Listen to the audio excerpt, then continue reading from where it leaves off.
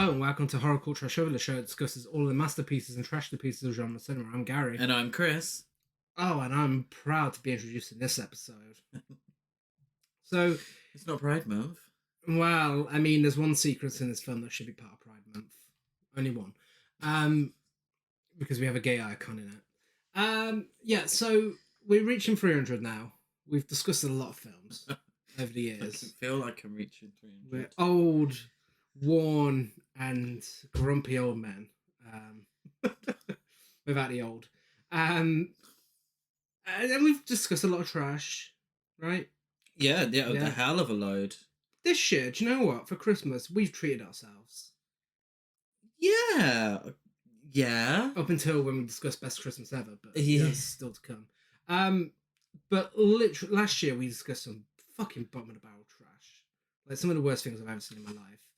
This year we started off with Christmas Evil, and today we are talking about a bad film, admittedly, but a fun bad film. Mm-hmm. We are talking about Don't Open Till Christmas, released in 1984. Yeah, I would agree, actually. Last year was just like yesterday. It feels just like yesterday. Last year was pretty fucking dire for Christmas films. Like, really bottom of the barrel. It was on par with shitty superheroes, man. Yeah, really bad. But I think we've chosen a few quite fun films this year. Yeah. And yeah, like you said, Don't Open Till Christmas, no exception. Yeah. Really fun horror Christmas slasher. Yeah. Yeah. British. Possibly the most British slasher film ever made. Yes. Product of its time. Yes, definitely. Yeah, let's make no qualms about it. This is low budget British as well. I mean, 1984, it looks like 1974. Yeah. But I don't know whether it's a product of its time for a bad reason or good reason, because, I mean, I'm referring to a certain scene later on that actually just says a lot about what the police were like in the UK that's true. In the 80s. That is, yeah. But also, yeah, like you said, the production design and everything, but I think that adds so much charm to this film. It's a real shitty looking, grimy, sleazy little film. And it's really charming because of that. And with age comes camp as well, thankfully. Yes, yeah. You can forgive a few things that's almost 40 years old. Yeah.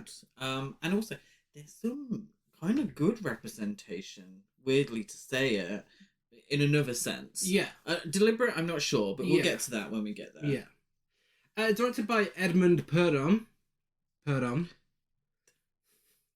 Thank you. We are in 2023. Good. And we are homosexuals. Good on you. Thanks, Kylie. This is the only film he directed. Yeah. And I've got in my notes, see, hey, I know you for more details. The film took almost 2 years to complete after original director Purdom quit the job, and Derek Ford took over, but was fired after 2 days. The distributors then hired Ray South with an E on the end, to complete the direction, and Alan Birkinshaw to rewrite parts of the script, including the original ending and the London dungeon sequence. And much of the footage was completely refilmed. Personally, I don't think anyone knows how many directors this film has. No. Tone is consistent, though, surprisingly. The word I would use is random. Yeah. Everything feels random. There's one scene in particular. Yes. The best scene in the film. Yeah, no, absolutely. But it feels like... And it's a pretty short film. It's a svelte 86 minutes. Yes. And so much of what goes on is kind of not really pushing the plot. No. And so it all feels kind of disjointed. But in a fun way. And I feel like we're going to keep saying this throughout the episode. So get used to it. But in a fun way. Yeah. It's offensive, but in a fun way. Yeah. Yeah.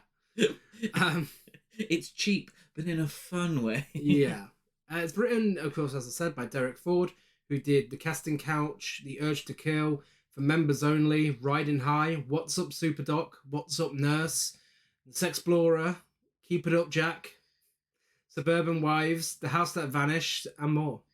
Yeah, quite famous film, Primitive London. He wrote, so very British B movie. A lot of British sex comedies in there as well. Yeah, British sex which comedies. Makes sense with this film. It's yeah, no, absolutely. Yeah, it's got a very similar sensibility to a lot of those sex comedies from like the 70s. It's weird because we look at American cinema in terms of A movies and B movies. Yeah. But we never really look at UK films in that same way. The idea is that, you know, like in the 80s, you would be having Merchant Ivory films, which would be British A-list films. Yeah. You know, this is the decade of Chariots of Fire and Gandhi, and which are British productions and, you know, with very British sensibilities. Mm-hmm. But we never look at the B movie side of British cinema, which in the 70s was a lot of sex comedies and pornography as well, and you get into your Thatcherite years as well, and it's something like this, you know, a very low budget sleazy slasher film, you know, and very much affected by the American cinema, you know, very much a response to what was popular in America. And it's our issue is that of these kind of films, they've all been pretty bad. British B movies. Yes. So we're talking, you know, what was it called? Come and Play With Me and all that business. Those B movie sex comedies. Yeah. Confessions of and Adventures of. It wasn't pretty bottom of the barrel. Yeah. Crap. This feels like something in between those. And Carry On. Yes. So this is like Carry On slashing, if you will. Yeah. So those sex comedies took the Carry On formula and made it sleazier. Yeah. You know, so it's that same comedy. It's like, oh, how's your daughter? Oh, it's a boob. Oh, it's a breath. You know, it's like, oh, she got her top off again in this extraordinary circumstance. Oh, she's flashing the neighbours. I'm gonna get my willy out. Yeah. But shit like that, which has its audience, and it's not us, unfortunately. It's not. This is probably the best of those films, and it's not even officially one of those because films. It's horror, and because of the horror elements. Well, and because of someone who makes an appearance. Yeah, of course. Also written by Alan Birkinshaw, who did The Man Who Couldn't Get Enough, Killer's Moon, and Invaders of the Lost Gold. Don't know how much it was made for. Not a lot, I'm guessing. Don't know how much it made. Not a lot, I'm guessing. Yeah, surprisingly not a video nasty. Very, very surprisingly not a video nasty. I'm assuming because it wasn't big enough. But those are the ones that were targeted. Most well known. But it's... Like, you look at something like Devil Hunter. Like, who the fuck's heard of Devil Hunter? And, like, the Nazi ones and so on. And, I mean, within the title, like, Don't Open Till Christmas and that poster, I suppose, should be easy target. In comparison to something like Devil Hunter, this is mild. In many ways. Yes, but not when it comes to the kills. The scene with the razor blade running across a naked woman's chest should have been the one. That is video nasty territory. That is... That just goes to prove that they actually didn't watch all of these films. Yeah. Because if they had watched this one, it absolutely would have been on there. But then we're going to speak about Edmund Purdom in a minute in Hey, I Know You. Well, let's talk about him now. Yeah, and a section we like to call Hey, I Know You. Who's first, Gary? Edmund Purdom. As Chief Inspector Harris. As Chief Inspector Harris. So he was in Julius Caesar, the Joseph L. Mankiewicz film. He was in The Diary of Anne Frank. Oh, you're being so kind to him. No, but I think this may be... He was in The Egyptian. He was in Titanic. The Legend Goes On. No, not The Legend Goes Yes, he On. was. Oh, was he really? Oh, I'm talking about the Barbara Stanwyck Titanic. Oh dear. Oh my god, I've gone from a completely different angle to what you've gone from. But what I'm saying is that maybe him being maybe a little more known as a star of some British cinema, Yeah, maybe that's what got him through the censors, the video nasties, all that business. Maybe he knew someone. Probably why they kept his name as director. Yeah, because you find that the more, you know, well known of the video nasty films are American, you know, stuff like The Evil Dead, but still like low budget, like they didn't know anyone. Do you know what I mean? It's not. Whereas there were big, something like Scarface, which is one of the most violent films. Yeah, was nowhere near video nasty territory. No, you know. Yeah. So I have his filmography as Titanic: The Legend Goes On, Pieces, Herod the Great, The Prodigal, The Egyptian, Absurd, Beyond the Door, Deep Thoughts, and more. Yeah. Let's be clear here. I don't think he had the most successful career up until this point. I think he moved into B-movie territory. It wasn't all The Diary of Anne Frank Oscar-winning films, but it started that way. Yeah. We have Alan Lake as Giles Harrison, who was in Doctor Who, The Playbirds, The Amorous Milkman, Slain in Flame, The Swordsman, Angels, Swedish Wildcats, The Mind of Mr. Soames, and more. Wow. Right. Yeah. Someone who has a little more impressive of a career is Belinda Main as Kate Browski, who was in our first ever podcast film, Alien 2 on Earth. Oh, wow. Bringing some class to Alien 2. Krull, okay. Goliath Awaits, Lasita, Wonder Woman 84, unfortunately. Randomly. The Tigress, Claudia, To Be the Best, White Fire, and more. Yeah, she was in Fatal Beauty, the Whoopi Goldberg film directed by Tom Holland. Yeah, I've never seen it. And interestingly, Jilly Cooper's Riders, which has a lovely poster that I'm going to show Gary right now. Oh, lovely. So it's of a horse rider with a man's hand on her right buttock. So that's nice. Well, you assume it's a lady. Could be a twink. That's true, but it's Jilly Cooper, so I make assumptions. Okay, fair enough. Yeah, I'm aware of Jilly Cooper's ass. Not her ass, no. Her books. It's based on books. Jerry Sundquist plays Cliff Boyd, and he was in Golden Hill, The Last Days of Pompeii, Soldier and Me, The Malins, Blind Date, not Stella's Blind Date. Oh no. The shit Kirstie Alley film, Blind Date. The Bill. Oh, that was bad. The Hunchback of Notre Dame, the 1982 TV movie. Oh, lovely. Meetings with Remarkable Men. Hey. And more. Your dating history. He almost gets accused of a meeting with a remarkable man in this film. He does, yes. Mark Jones plays Detective Sergeant Powell. He was in The Empire Strikes Back. He was in The Empire Strikes Back, that's what we need to know. Oh, okay. And Milkwood. Was he random stormtrooper who turns up at Comic Cons? I don't think he was even that much. But I see. Under Milkwood, Doctor Who. Ooh. MASH. Nice. Casualty, Red Dwarf, Bear Island, The Medusa Touch, and more.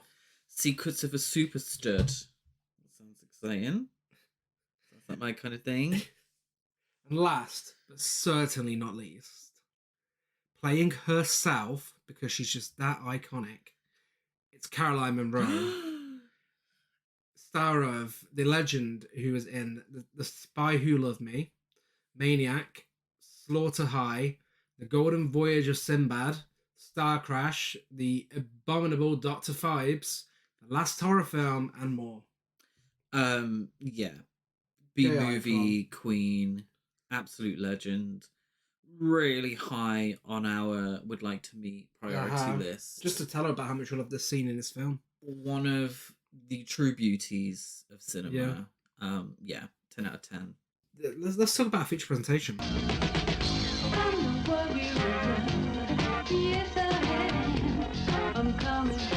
Don't open until Christmas. What possible reason could I have for going around killing Santas? Oh, none. No. I'm coming to get you. So, Santa, did you bring me any presents? I'm not the real one.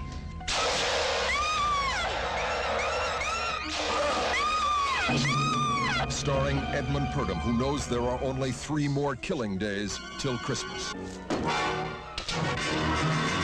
Don't open till Christmas.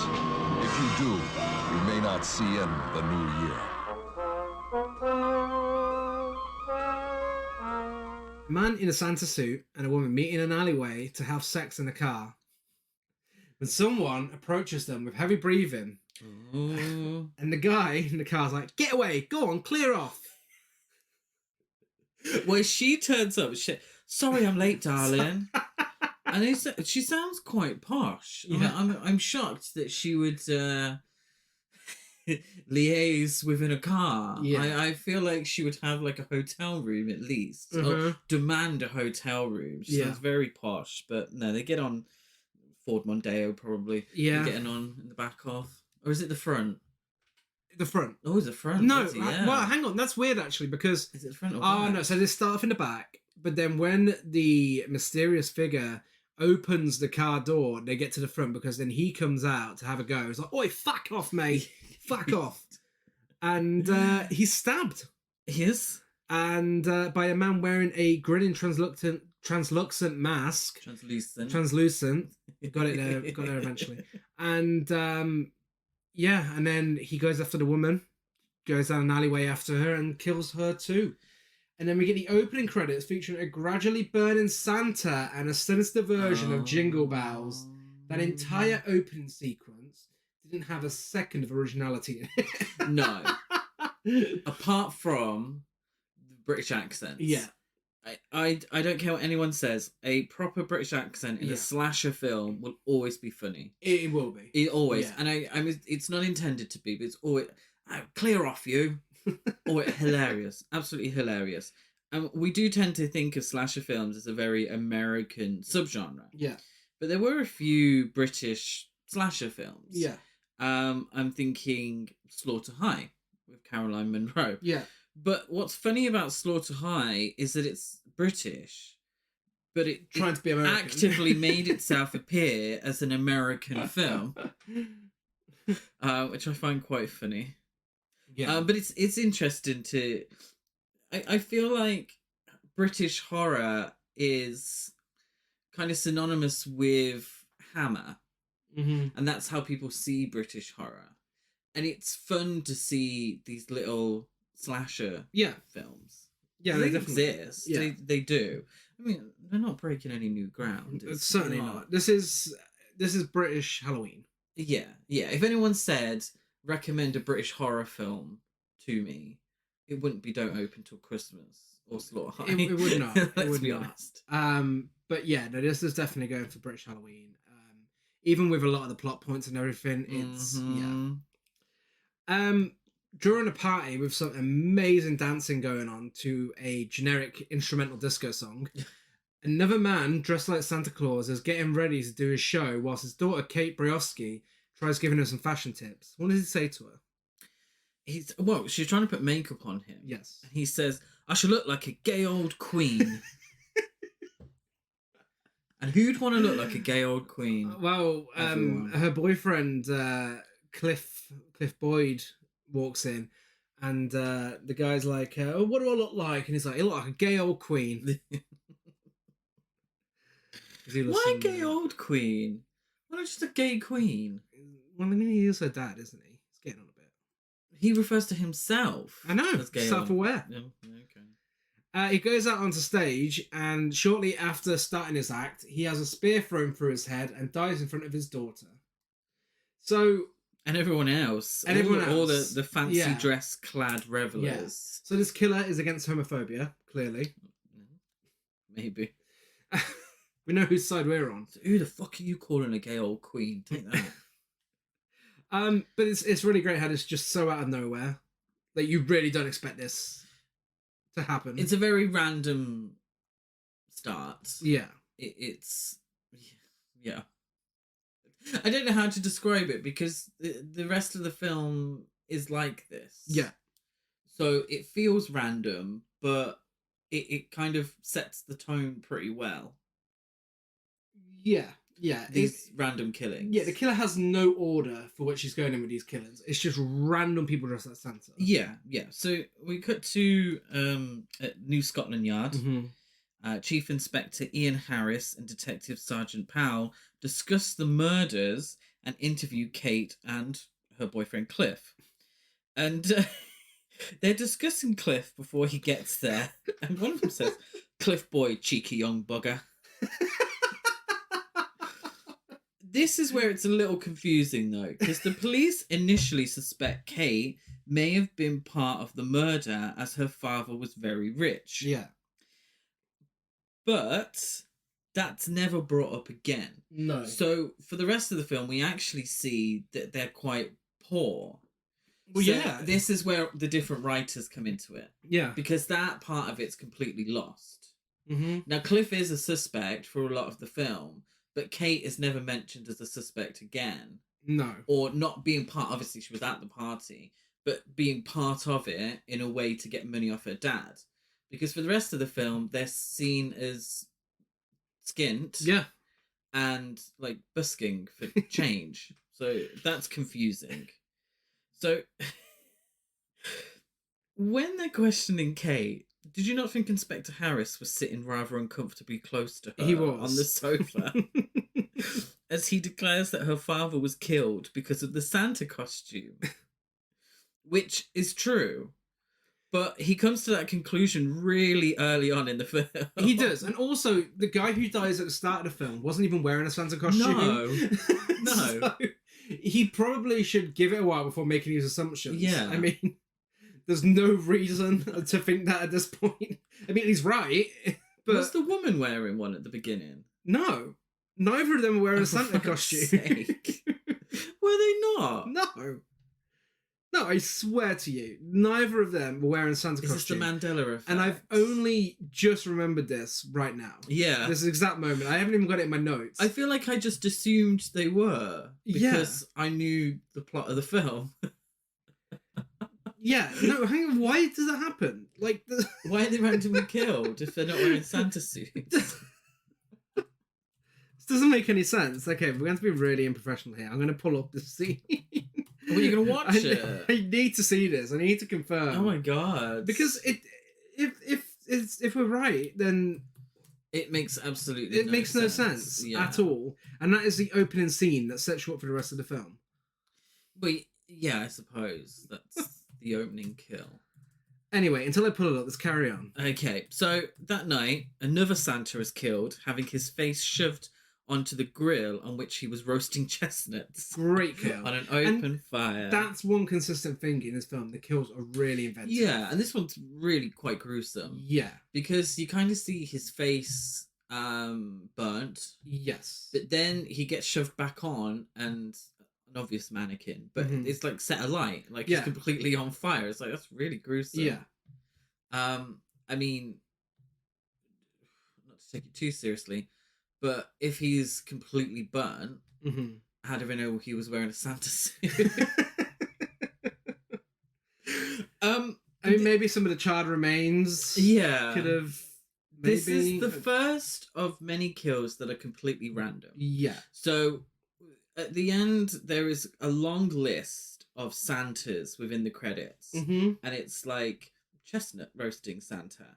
It's such and such Santa, carnival Santa. Yeah. So they have no names. They have no backstory. It's random kills. It's always mainly in an alleyway with no one else around, and they're doing something completely random. Yeah. So this guy is randomly roasting chestnuts on an open fire in a completely deserted alleyway, and then gets murdered. Yeah. There's no rhyme. Who or are the chestnuts reason. for? Exactly. Okay, so just to confirm, going back to the opening scene. Yes. We're right and we're wrong. Oh. So the scene opens with him in a Santa suit on the street. Okay. But when they get in the car, magically the entire suit is gone. Oh, I see. I see. And he's you in for a that nice shirt. research. Yeah. There we go. Thank you for doing that for us. You're welcome. So the next day, after Santa's been roasted on an open fire, a present, which reads "Don't open till Christmas," is delivered to Harris. Pal receives a strange call from a man claiming to be a reporter named Giles, and a Santa is shot in the mouth. So randomly, the guy's just walking around laughing. Yeah. Just walking around laughing and gets shot in the mouth. Again, quite gruesome, actually. Really, yeah. It reminds me, and I haven't seen the film itself, but it reminds me of that Lucio Fulci film. That we Contraband. Contraband. The artwork of that. Like, it's kind of shot the same way. Really effective, but just really out of nowhere again. Completely out of nowhere. And inventive. This is why the film feels quite disjointed, because there's a lot of camp going on, and a kind of almost comedic, almost sex comedy at times, and then these random really brutal kills. Before that all happened, there was a bit of dialogue that I got down. I didn't get the context of the scene. I just thought it was really funny. Where Kate says, "My father's just died. I can't concentrate, for God's sake." And Cliff's like, "Well, you have to come back to the real world eventually." Oh my God, he died yesterday. Yeah.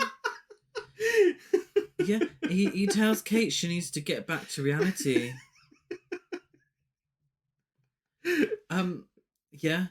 Also randomly, Harris's cleaning lady is a rather nosy cow who could not wait to see the photos of the crime scenes.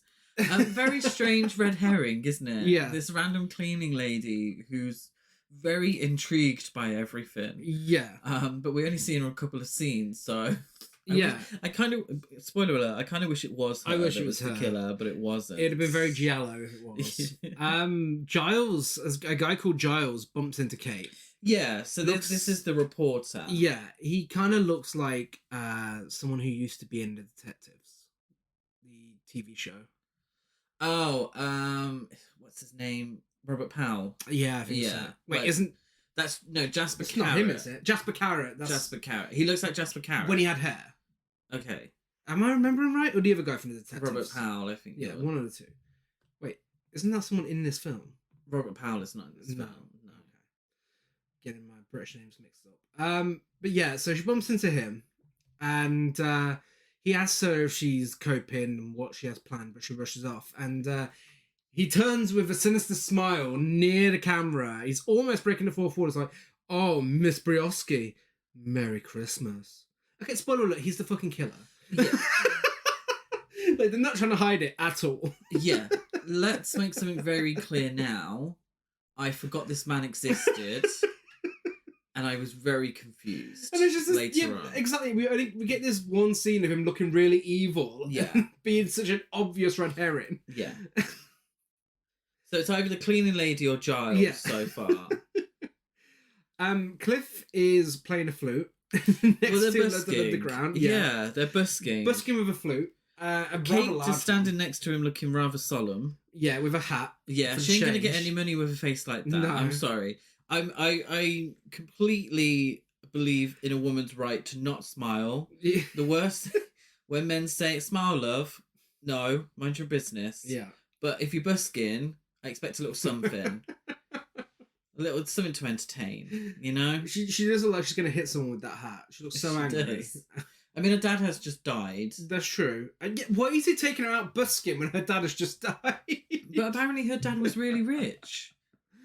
Yeah. I mean, they have a really nice apartment. Maybe he brought that really expensive looking flute for Cliff. Maybe. Cliff's friend Jerry bumps into them Oh. and asks, he's like, "Oh, do you take requests, mate? Oh, you got any Hey Jude?" Talking from past experiences of walking around with a guitar in my hand. Oh, really? Yeah. Do you get Hey Jude? Is that the one? Well, in Coventry it was. You walk past the pub and, "All right, mate, get a tune. Oh, you got Hey Jude, have you? Wait. You should have. Please, fuck off." You could have been the next viral TikTok star. In a little pub full of old white men in Coventry. Yes. I don't even know how to use phones. Do it yourself. He's like, "You take requests, mate." He's like, "With how little money you got in that hat, you fucking need to take requests." It's like, "Oh my god, it's so rude." But they do, and they do a performance of Cilla Black's Surprise Surprise. Sadly not. He suggests that he knows Kate from TV and she storms off. Oh. Cliff informs him that she was on TV because her dad was murdered at a Christmas party. And Jerry's like, "Oh, Christ, not at the fucking Christmas party. Oh, Jesus." "Oh my God, anywhere else, but not the Christmas party." It's the most wonderful time of the year, Gary. Cliff tricks Kate into visiting Jerry's porn studio. Yes. There is an absolute fucking queen there called Sharon. Sharon. Yeah, so... Her outfit. Oh, so Sharon is wearing a gold cape with a gold body harness and showing her breasts. Yeah. But kind of almost like a superhero. Yeah. Like a kinky superhero. It's kind of like Barbarella. Yeah. Yeah, it's giving Barbarella. I'm absolutely living for it. Sharon is a queen. She may be given an award later on in the episode. Maybe. She's like, "Hi, Kate, I'm Sharon." And Kate's like, "And I'm flaming fuming." Yeah. It's like, it sounds like dialogue straight from EastEnders. Sharon says, and she, we love women who support women. She says, "You've got a good body. Why not put it to work?" Yeah, Cliff also suggests that she gets involved with the shoot, and Jerry then brings out a Santa cloak for Sharon, and Kate is fucking fuming and storms off. Yes. Again, Cliff and Sharon, who now has the Santa cloak on, go outside and prepare for outdoor photographs, and she's like, "Come on, lover boy, come and warm him up." And then she gets out one tit. Now, I did say I like women supporting women.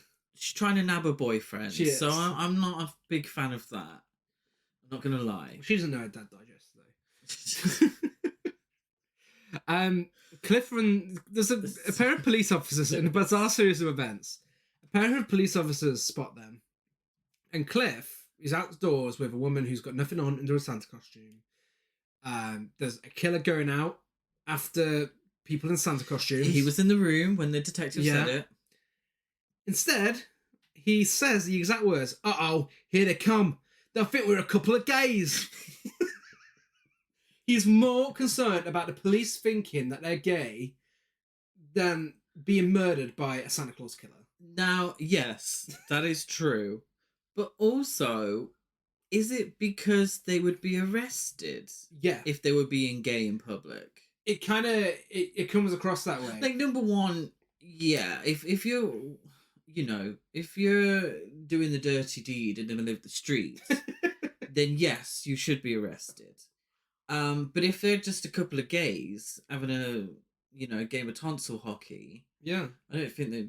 Well, I don't know. I mean, it's 84. It's Thatcher. It's all that shit. Yeah. So maybe if they thought it was two gays, yeah, tonguing in the middle of the street, it could have been in real trouble. Well, I mean, here was me on when I first watched this. I just thought, oh, it's just a bit of dated homophobic dialogue. Actually, it's a sign of how shit it was in the 80s of being do gay. You know what it could be? It could be. It really says something. Yeah. Deep film, after all. Sharon encounters the killer, who runs his razor blade down her body, but lets her go. Yeah. Why? No idea. No idea, because she's a queen. Because she's a queen. And spoiler alert, she actually survives. Yeah. The whole film. Yeah. She is apart from Cliff, sadly, the only person who survives the film. Yeah. A sex worker. Uh-huh. And it's quite a positive view of a sex Mhm. worker as well. And I don't think it's deliberate. I don't think they're deliberately trying to break new ground here. But to watch a slasher film where a sex worker survives the whole film, it's just not Final Girl. Let's put it that way. We Well, only see her in one more scene. Yeah. But I mean, I quite enjoyed it. Yeah. I was like, oh, Yeah. good on you, Sharon. The detectives visit her place, They do. and she's like, "Oh, come on up! I can't be bothered." She's absolutely fuming that she's missing out on work, and the policeman accused her of indecent exposure Yeah. the night before. Well, you could have been done for indecent exposure. She said indecent as she opens her dressing gown. I'm a professional. Yes, queen. And that's it. That's it. That's the last we see of That is Sharon. the last we see of What Sharon. a way to go out. She's a survivor. A Santa visits a peep show where we get another queen, Sherry Graham, Yes. who's working there. And she says, Santa, did you bring me any presents? And he's like, I'm not the real one. I just work in a department store down the road. She's American, isn't she? Yeah. And I think the actress actually is American. Miracle. Because she played American in Slaughter High as well. Yeah. And then was in, I think it was One Life to Live or something, some soap opera, and that was it. Or Guiding Light, I can't remember which one. Yeah. And that was it. She tells him she's not a model. No. She's a dancer. And she proves it. She does a short yet cunty dance for him. I was living for it. It's all right. It's all right. I'm not. The T-shirt wasn't my favourite. It's giving Debbie Harry. Can you remember who she was filling in for? I can. Santa ruins the atmosphere by talking about their mothers. Yes. And it's like, does your mother know you're here? And she's like, well, she ought to know. I'm filling in. It's like, for another girl. She's like, no, for my mother. Yeah.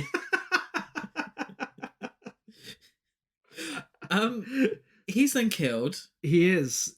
Witnessed by her. Witnessed by her. We get the blood splatter on the window. And she screams, and the effect put on it. And the sound editing in this film is abysmal. It is. The soundtrack is abysmal. It sounds awful. Apart from one song. But it sounds like someone's messing about. It sounds like with a car keyboard. Yeah. But her scream and the effect they put on it sounds like Heidi Range siren The vocal. Heidi Range, if you know, you know, siren voice. Yeah. Or siren note, should I say. Harris visits Kate and Cliff and makes it clear that Cliff is a suspect in the attacks due to being present for two of them. I mean, I'm pretty certain the one with her dad, he was on stage. Yeah. Yeah, that's also very confusing. He's present for them. Well, yeah, one of them was in a room full of people. Yeah. There was a lot of people present for that one. Powell finds Giles digging through his office and tells him that the newspaper Giles stated he worked for claimed not to know him.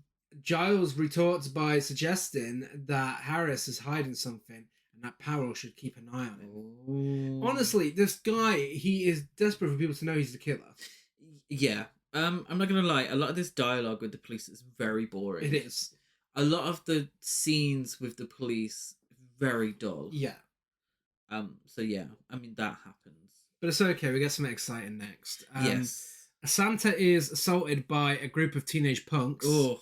I say teenage very loosely. Yeah. And they're like, oi, Santa! Way, pedal power!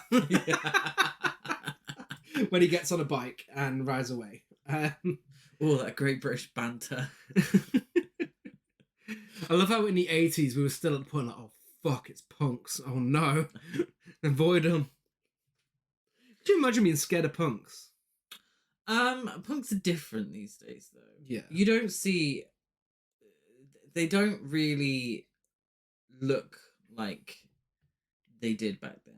No. I don't know. It's difficult because the sort of groups that we identify in the past Mhm. probably still exist, but it's all online. Yeah. So it's like you don't have gangs of teenagers hang around in the streets anymore. No. Like, I mean, correct me if I'm wrong, but I haven't seen an actual gang of teenagers hanging around for a long time. No. If it is, it's at the shopping centre. Yeah, I was just about to say, yeah. But it's usually near shops. Manchester Arndale on a Saturday, you'll see a few of them. But that's usually like going into Sports Direct or something. Yeah. But just in the sort of classic sense of hanging around on the streets, it's 10 o'clock, where are your children? Yeah. Sort of thing. They're in their room and they're on, Twitter or TikTok. They're playing Fortnite. It's completely different now. Kids, stop being boring. Dress up like punks and go and fucking abuse people in the Get a little streets. style, there's a bit of substance about you. Kids these days, they dress really bland as well. People are afraid of a bit of colour. Punks in the 80s, now you get fucking man bags. Grow up, kids. Dress like punk. Get some leather on the go. Get a mohawk. When we define man bags, Those shitty ones that people wear to Ibiza. yeah, those little ones. Yeah. We got nothing against men with. Oh handbags. God, no, no, Yeah. of course not. Fucking hell, no, Yeah. absolutely not. Yeah. No, it's those fucking fanny packs, whatever they're called. And everyone who wears them has to have a bucket hat. There isn't a fucking buy one get one free sale on. God no, obviously, fucking live your true self. Take your handbag out and about. I was just Unless it was 1984. I was just thinking. I was like, oh, Gary. 1984, you'd have to watch out for the police. Not everyone listening is going to be as well versed in chav culture as us. I know, yeah. And that was You don't even get horrible. chavs anymore, though, do you? That was horrible. Trash Ever's Guide to Chavs. Yeah, it's the British Tune in culture. next week for our guide to incels. Do you know what? When was it? What was the episode where we said, "Oh, we spend half our time Talking about American politics. American Night of the Living politics, Dead. Night of the Living Dead." Well, here we are talking about British culture and politics and how awful they are. Use the word culture very loosely. Yeah, so Santa runs into London Dungeon Yes. where and as soon as he runs in, they're like, "Hiya, mate, time for a photograph, photo opportunity." Stop it. Oh, I fucking hate it. If don't- that was does it- nowadays, he would Oh. literally get a photo taken on his way in. I'm sure it's closed at this point. But yeah, no, I fucking hate when you go into these attractions and like, shall we take a photo? Hi guys, time for a photo. Pretend you're falling off the tower. Like, no, fuck off. I don't want to. But then when I say no, I don't want to, they look at me like either like I'm really sad. Like, oh, I don't want a photo taken. Why? Do you not think you're attractive enough? Oh, bless you. Or they look at me really angry. If we lose any listeners now, we know they work for Merlin Entertainment. Well, you say it's too late. There's actually an employee there with a fuck-ass bob. Yeah, she's locking up. Do you know what I'm confused by? I've been to the London Dungeons. Yeah. And they didn't have as many nude mannequins Okay. as they did in There's 1984. one nude mannequin and it's not a mannequin. No, there's loads. I missed those. Yeah, though. no, like That's a decorated. shame. The problem is it's quite dark, and the version we watched wasn't the best No. quality. Apparently it's in the public domain, so Is it? We can say Oh, yeah, wow. but apparently, so it's hard to see because it's quite dark. But there are some random painted Yeah. naked mannequins. Okay. I'm assuming they're going for Clockwork Orange.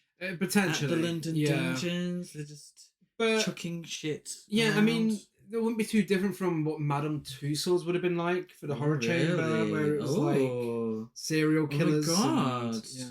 What, naked? Probably naked. You have to be 18 plus to go in. No way. I'm a nerd. I know these things. Oh. Saucy Madame Tussauds. Yeah, I mean, are people being murdered, Chris? Yeah. Not fucking people getting off on them. Santa gets. But I'm talking about naked. Yeah, Well, why are they naked and being Corpses. killed? because people are sick and perverted like us. Okay. We're not sick and perverted, just to get it out there. I write all my own dialogue for this podcast. Santa gets garden shears to the stomach, and the fuck-ass Bob... Can I just say I'm no way affiliated with this man? We only met today. Santa gets garden shears to the stomach, and the fuck-ass Bob employee is stabbed and hung upside down in just the knickers. Yeah, again, someone who's not dressed like Santa being killed. I don't get it. Poor cow. As if the Bob wasn't bad enough. This whole scene, I'm not gonna lie, it's rather dull. To be fair, it wasn't fair. I didn't think maybe because it's so dark. Yeah, I was a little disappointed. Yeah. Yeah. I don't know what my expectations were, but I just didn't live up to them. In an effort to catch the murderer, several officers go undercover as Santas, and 2 of them are butchered at a half-assed carnival. There's some strange dubbing as they're giving gifts out to some kids. So, seemingly this is the same night. So I don't know why London Dungeons is closing. Yeah. But the carnival's still in full swing. One of the officers says to the kid that he's giving sweets to, "Now don't be noshing this all in one go, or your mother will be after me." After who? Santa? Really odd choice of dialogue, because what was it we were speaking about? Not again, Night of the Living Dead episode when we were talking about zombie nosh. Oh, An American film, zombie nosh. They don't know the difference. Yeah, noshing. This is written by British people. You know what noshing means. But maybe in '84 it meant something different. Maybe. But yeah, they're murdered. Yeah. Yeah. I mean, it happens. The killer then abducts Sherry, intending for her to be the supreme sacrifice to all the evil that Christmas is. He says to her, "You're all the same, selling a piece of yourself, but you're not selling desire, you're selling your souls." And I thought, is the film trying to say something? Or is it just playing into stereotypes of the genre? And I fear it's just stereotypes of the genre. I think that was just written because it sounded like what you would get in slasher films. But he sounds like an incel. And by all accounts, he's not an incel. He just hates Santa Claus. There's a twist coming up that kind of makes sense for the women he kills. Okay. Not for Cass Bob. She wasn't doing anything. No. She didn't deserve that. But for kidnapping her and then the woman at the start, yeah, that kind of makes sense. But seemingly... Maybe this is a very well-made This is film. where the too many writers comes into it, because it becomes confusing. Because seemingly he's got an issue with her. Yeah. With, what's her name? Sherry. Because she's a sex worker. Yeah. But Sandra is also a sex worker. Yeah, and she survived. Allowed to survive. She was literally half naked in the street. Yeah. I mean, it makes for a great cover Sharon, for the by the Blu-ray. way. Sharon. Yeah. What did I call her? Sandra. Sandra. I just think the Queen deserves better. Excuse me. I apologise, Sharon. Meanwhile, Harris is taken off the case, and when Kate calls him, she's informed by his housekeeper that he is visiting Parklands, a mental institution. You spill the tea, housekeeper.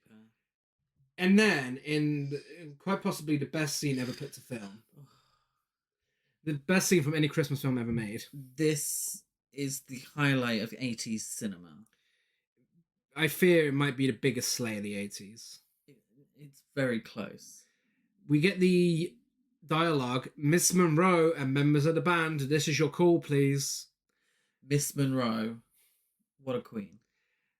Santa, in the meantime, is being chased into the theatre. Yes.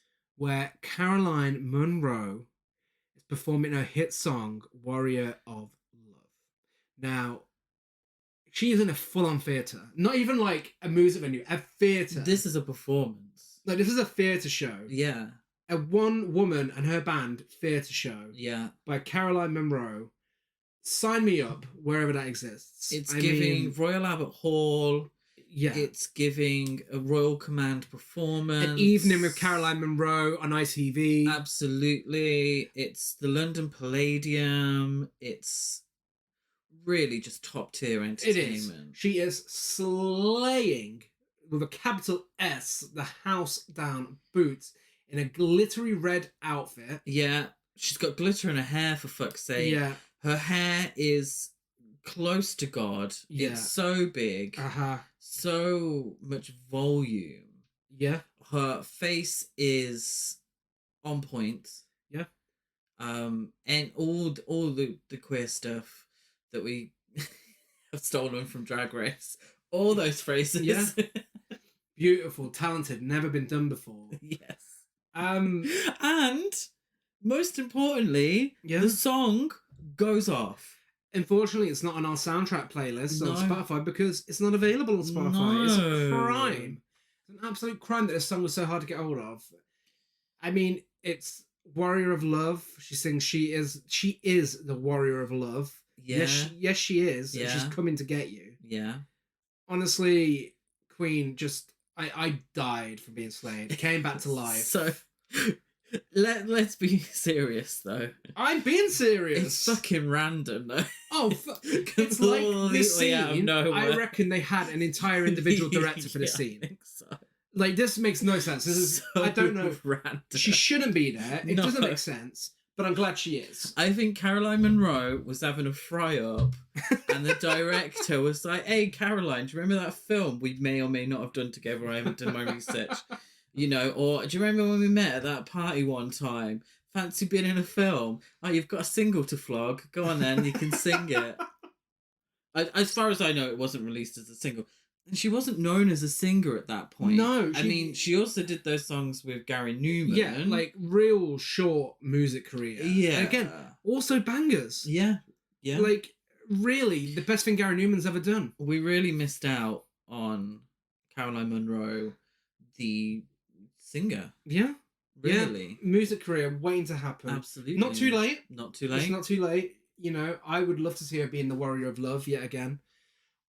So if you're listening to this, get in touch. I am a guitarist for hire. We can get something sorted. I will learn other instruments to be in this band, the Caroline Munro Band. Caroline Munro Band. Yeah. Honestly, when I think of Christmas, I think of Caroline Munro singing Warrior of Love. I can. You got all your people out there who are like, oh, when Alan Rickman falls off the building in Die Hard, it's Christmas. No. When Caroline Munro taps her foot, shakes her ass a bit, and then spins around to sing Warrior of Love, that's Christmas. That's Christmas. I can guarantee you this. My scoring for this film would have been lower if it wasn't for this scene. I think this earned it a whole 1.5 extra. It's for me. just so. And the Love Heart Letterboxd. It's completely out of nowhere. It's high camp. Yeah. It's so ridiculous, but it really just pure entertainment. Going side to side on the stage, like Tina Turner. Yeah. You know, she's just given everything. She She's puts so much into it. sultry, Yeah. it's sexy. The makeup is on point. Absolutely. And even better, the Santa's killed. Oh yeah, there's a Santa in And the scene he's as well. brought up to the stage by a trapdoor after he's stabbed in the face with a machete. It's still there. And Caroline Munro screams Yeah. as we cut away, and we don't see her again for the rest of the film. It's the respect that the filmmakers have for Caroline Munro. She's not Caroline Munro as some random pop star with No. a fake name. It's Caroline Munro as Caroline Munro. That's Miss Munro. Miss Munro. If you're nasty. Yeah. Unbelievable. Amazing. Absolute perfection. If you're going to watch one scene from this film, I know. it's that one. It's kind of true. But yeah, the Santa's And maybe also... a kill count for some of the kills. Yeah, Santa's also killed as well. Santa's there. But yeah, Kate tells Powell of her suspicions about Harris, who has no birth certificate. Why is that a fucking shock? Who knows where their birth certificate is? Oh, I know where mine is. But he dismisses her It is theories. a bit random, the idea of a birth certificate. Like, people would get, like, ID and stuff just from a birth certificate. Uh-huh. And it's like, well, you could have just stolen I know. someone's birth certificate. She goes And to they visit probably did, actually. They probably did. I watched enough identity random fraud. mystery Yeah. YouTube videos to know that. Yeah. So she Powell dismisses her theories, Mhm. and she goes to visit Parklands alone, while the killer, and because it's a British film, we can say this, cuts off a Santa's willy Oh! in a department store restroom. Yeah, that sounds more interesting than it actually You appears. don't on actually screen. see it. You see the blood coming out. Yeah, so this isn't Night of the Demon. No. He's having a whiz at the urinal, and it gets cut off. Yeah. But we don't see it in the urinal. No. It's just like splatters of blood Yeah. Not enough budget. in the urinal. Not No. enough budget for it. It's silly, Mhm. and it's in keeping with the kind of sleaziness of the film and that kind of humor. But I kind of wish we would have seen it maybe go flying or something. Yeah. Do you know what I mean? The best If part I, of the I want to scene. see a dick cut off. I want Yeah. to see a dick cut off. Yeah. I mean, we all know, and it's okay. We all know your history of films with willies. We've mentioned it on a podcast before. I'm sure. I'm sure when I unintentionally went through a string putting films on with lots of willies. I mean, artistic, they were very Yeah. highly rated. Well, That slasher film from around this time. Oh, Wouldn't quite what say was that it? was Body count. Body count. Body count. Okay, that was a little random. And Slaughter High, I believe, actually, as well. Yeah, Yeah. I didn't put that on. You did. It was great. You introduced me to Slaughter High. It's an achievement. Future podcast film, Slaughter High, at some point. It could be, actually. I don't think that would be a bad shout, Yeah. actually. He's found by cleaner. The best part of the scene, she walks in, she's like, oh, fuck's sake, there's fucking piss everywhere. Not red piss. But yeah, and then she's horrified once she finds him. We waste some time with Kate having dinner with Harris at a restaurant We do. because we need to kind of make the film Some at good least dialogue, close though. to an hour and a half. When she asks him his name, and he's like, Ian, yes, I'm sorry, it's not very interesting and not very romantic that I'm not Scottish. So what? Oh, yeah, no, because he gives his surname as Ian Harris, which would be a Scottish name, but he changed his name. Yeah. So it was Ian Harris' son, wasn't it? Yeah. That's what she finds out. So he's not Scottish because he's not Scottish. Yeah. But he has a Scottish surname. Yeah. Because he changed it. Oh, very clever. Cliff. What a revelation.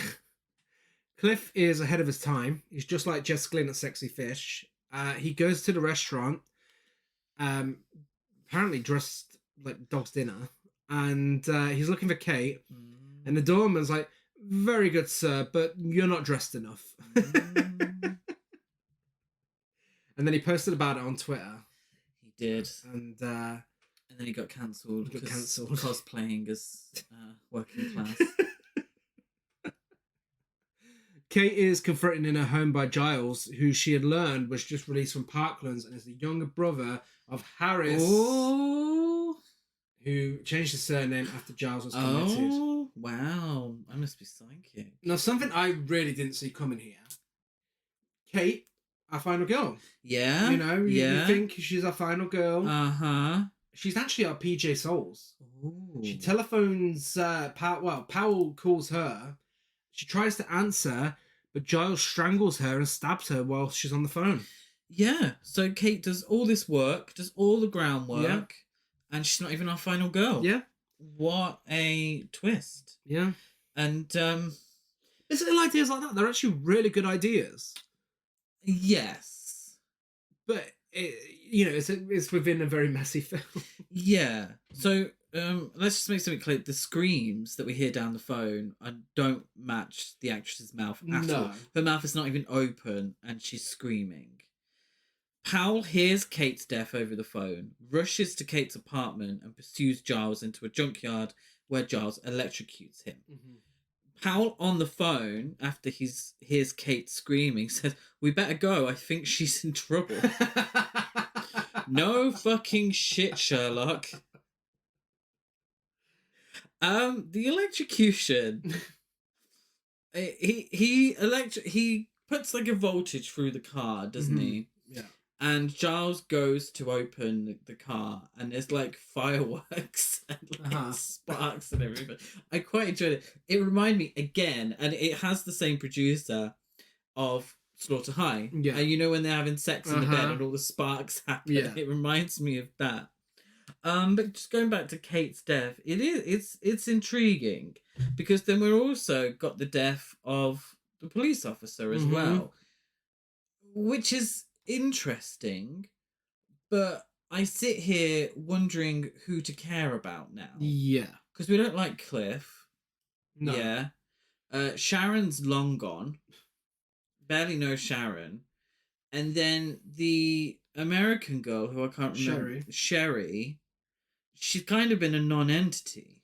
True, but she did do a little cunty dance. She did. So there is that. I mean, I was caring about Caroline Munro personally.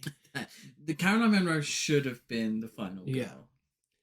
Yeah. Giles returns to his hideout, which he chases Sherry through when she escapes her chains. She gives her best Jamie Lee. She's like, "The key? Where's the key?" I said, what I don't understand. Okay, she's American, Gary. Remember Okay, that. but everyone in my mind had a British accent in this film. Do you Mae West voice? Oh, the key. The king. Oh, the king. Why would he be like, "Oh, sorry, love. Yeah, here's the key. I just had you locked up. You just tried to knock me out. I'm planning on killing you very soon. Here's the key. See you later." Well, she does it. She gets out and she knocks Giles over a railing. And when she goes to inspect the body, Giles springs back to life and begins throttling her. But we don't know what happens to her. We don't. Because then we're given a flashback. And because it's 1984, because this is a popular trend. Such a popular Back then. trend. Particularly with Christmas. Yeah. It's revealed that decades earlier, Giles got a knife for Christmas. Before A Swiss Army knife. Swiss Army knife. Yeah. Before walking in on his father, who was dressed as Santa for a Christmas party, cheating on his mother with another woman. Full EastEnders. Full EastEnders. Um, He's not discreet at all. no. His father No. is not discreet. Not No. even close to discreet. Mm-hmm. Because the mother walks in straight away after and they're caught. Yeah. And after that, after they have a bit of an argument, Mrs. Harrison is knocked down a flight of stairs in a very camp and half-assed way. Like, I don't know how she's knocked down the stairs. Like, no one moves. And then we cut to this stunt double. I don't even think it's Actually, a it might stunt not. double. Maybe they just I think that's employed why. a stunt performer. I Yeah. think that's why it's so half-assed, because I think it's the actual actress. Probably. Like, you can see she's trying her best not to actually fall down the stairs. Who got an extra 30 quid for doing her own Yeah. stunts. Harris wakes up from a nightmare, goes into his living room, and unwraps the gift he had gotten earlier, which has a previously unseen card that reads, "Christmas present from your loving brother." And in a bizarre series of events, the present is a music box, which explodes after playing its song and kills Harris, and that's Don't Open Till Christmas. And that's open to Christmas. What a great ending. It's a mess. It's a mess. Because, I mean, yeah, no, it's a mess. There's no way to describe it. Why are people randomly killed? Why are our two survivors, and we don't have any sort of survivors ending. No. I think they're characters that were just forgotten about. Yeah. But why are our survivors Cliff and Sharon? And Sherry. Well, potentially Sherry. Potentially Sherry, but again, it was like, okay. Caroline Munro. I'm glad that they didn't. Well, no, I'm not glad. Jerry, the porn intrigued. director, survived as He well. did. I'm intrigued at the idea of not having a final girl, Yeah. but also Not having anyone. how not having anyone is a bit like, what was the point then? Yeah. Yeah. But it's fun. Were they looking for a sequel? Probably. Yeah. It's fun. And that flashback at the end kind of explains why he killed the woman having sex at the start, why he killed Kind of. why he kidnapped Yeah. Sherry. But Yeah. then it also doesn't explain why he didn't kill Sharon. Yeah. Um It's just, ultimately it is a fun film. Yeah. It's funny to see it from a British perspective, Yeah. and it's a lot. It's a hell of a load of slasher film stereotypes. Yeah. But it's kind of sleazy, Uh-huh. campy. Yeah. Got quite a few chuckles out of me. It's not a good film. No. It's not a good film. Well, we're going to give some awards anyway, so let's get to those. Biggest queen? Obviously, it's Sharon the model. Yeah, Sharon, the sex positive icon. Yeah, love Yeah. her. Biggest gasp? I put Kate's death because, I mean, I did not see that comment That's at all. true. I put Caroline Munro's performance. I mean, it was a gasp. It is in a trailer, though. But did we watch the trailer beforehand? Probably not. Oh, I don't know. I mean, I still gasped. Anyway, Yeah, so it's valid. a gay It's gasp. valid. But I agree with Kate. Maybe I should have given it to Kate instead. No, it's a good award. Best dialogue, I have "I'm the warrior of love. Yes, I am. I'm coming to get you." It counts. It counts. All right. Indecent. I'm a professional. And that's camp. It's got to go to Caroline Munro's Oh. cunty musical number. The warrior of love She is. performance is camp. It's Yeah. as camp as Christmas. Yeah. Ratings, I give it 5 gay old queens out of 10. Fuck you. Did you give it 5 I give gay it old 5 queens? gay old queens out Okay. of 10. Let's try that again. I give it 5 warriors of love out of 10. I gave it 5 gay old queens out of 10. Masterpiece, trashterpiece, trash basic, or a camp old bunch of fun. It's a trashterpiece. Yes, it's teetering between trash and trashterpiece. It's got the elements. I think if you cut out some of the boring bits, it'd be like, yeah. If you're in the UK, it's available on video on demand, and of course YouTube, because apparently it's public domain.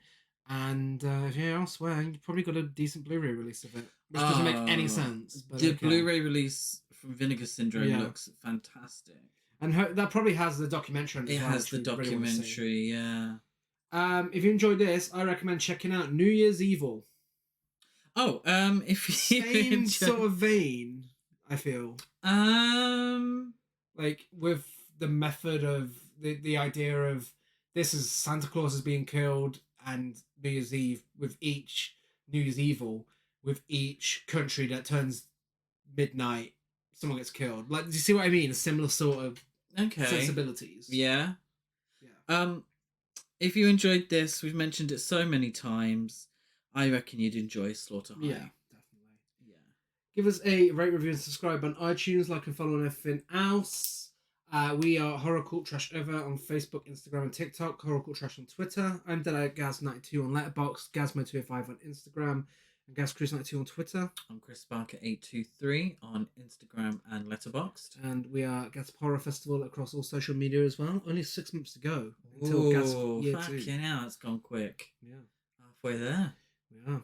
And next week is a very special week for us Why? because on Tuesday we will be releasing our 300th episode. 300 times we've sat and talked shit about films. It's true. And how are we celebrating 300 episodes, Gary? The same way we celebrated 200, we are going back to John Waters, and this time we're discussing Female Trouble, Oh, which partially fits in with our Christmas theme as well. absolutely. Yes, iconic Christmas scene Yeah. from that film. My personal favourite John Waters film. Uh-huh. I am so excited to tell you the hundreds of ways I love that film. Yeah. And we'll be back on Christmas Eve. Yes, a Sunday episode. Very festive. Where we will be discussing our Christmas bonus film for this year. Best Christmas ever. Yeah. Yeah, I have no words. I'd say watch it. Strange little film. Yeah, Heather Graham, Brandy, 2 absolute icons. Yeah. Yeah. Watch it. If you've got Netflix, watch it. Prepare yourself. Because we'll be discussing it at great length. That's true. Okay, so we'll be back same time, same place on Tuesday. Bye.